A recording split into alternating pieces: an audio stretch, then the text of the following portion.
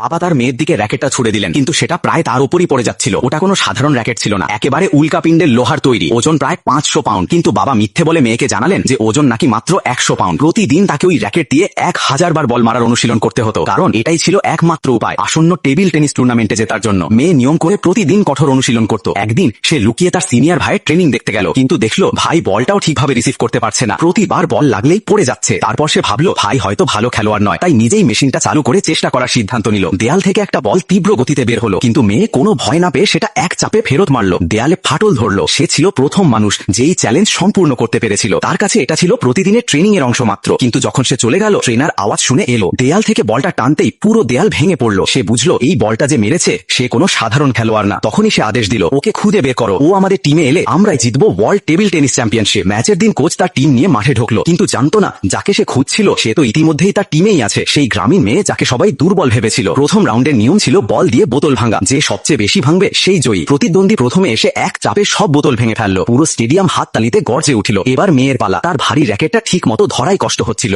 একটাও বোতল ভাঙলো না। সবাই হাসলো, কেউ বলল হার মানো, এমনকি প্রতিপক্ষ কোচ কেউ অপমান করলো, ওকে তুমি কিছু শেখাওনি। কিন্তু মেয়েটি হাল ছাড়লো না। ধীরে ধীরে সে সবার বাধা পেরিয়ে ফাইনাল পর্যন্ত পৌঁছে গেল। ফাইনালে এসে সে তার 500 পাউন্ডের র্যাকেটটা ফেলে দিল এবং একটা সাধারণ র্যাকেট হাতে নিল। সবাই হাসলো। প্রতিদ্বন্দ্বী ভাবলো এটা মজা করছে, কিন্তু